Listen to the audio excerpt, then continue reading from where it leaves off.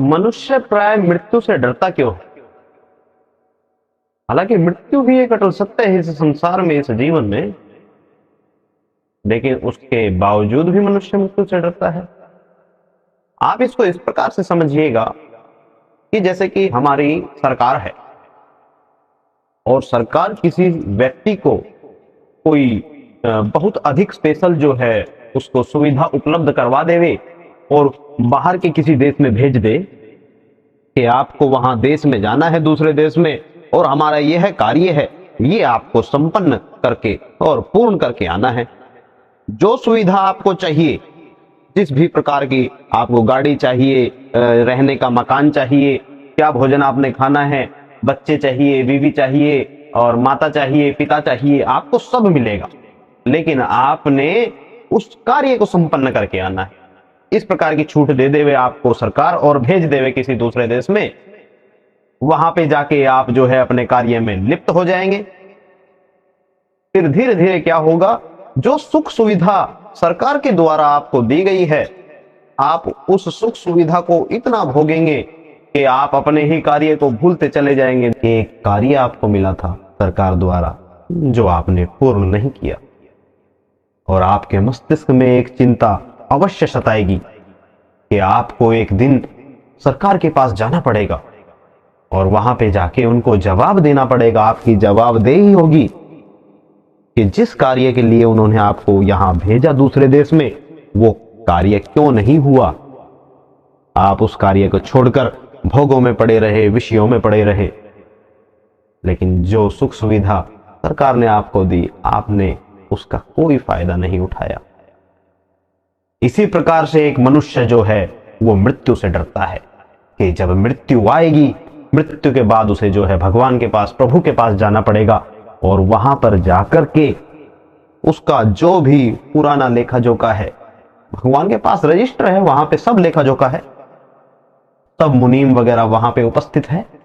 तो आपके द्वारा जो कर्म कृत्य किए गए हैं, शुभ और अशुभ, उन कृत्यों का जो है आपको पाप और पुण्य भोगना पड़ता है।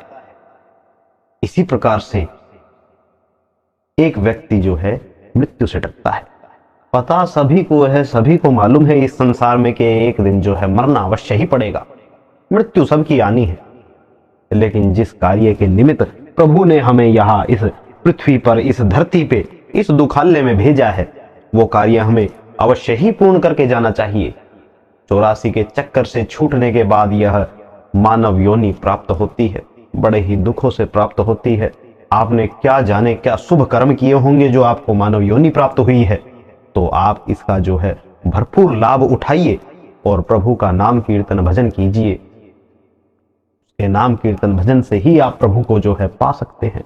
उसके अलावा इतना सुलभ साधन कोई नहीं है कि जिसके द्वारा भगवान को पाया जा सके। कौन कहता है कि प्रभु को नहीं पाया जा सकता? कलयुग में तो प्रभु को पाना और भी ज्यादा आसान है, क्योंकि कलयुग केवल नाम आधारा, सुमर सुमर जग उतर ही पारा। कलयुग में तो केवल और केवल प्रभु का नाम कीर्तन किया जावे तो मनुष्य जो है इस भव सागर से पार उतर जाएगा और भगवान के श्री वैकुंठ धाम को, भगवान की श्री चरण रज की धूल बन के रह जाएगा। भगवान ने हमें सब कुछ दिया है, सुख दिया, संपत्ति दी, मकान दिया रहने के लिए, माता दिए, पिता दिए, पत्नी दी, पुत्र दिए, पुत्री दी, भाई दिए, बंधु दिए, सब कुछ प्रभु ने दिया। खाने के लिए जो है अलग अलग प्रकार के पकवान दिए, अलग अलग प्रकार के फल दिए, लेकिन इन सभी के निमित्त प्रभु जो है आपसे एक ही इच्छा रखते हैं कि आप जो है उसका नाम कीर्तन करें, अधिक से अधिक नाम कीर्तन करें, ताकि इस सारे मोह जंजाल से आप छूट जावे और उस प्रभु में ही एक दिन जाके मिल जावे। हमारे प्रभु भी चाहते हैं हमसे मिलना।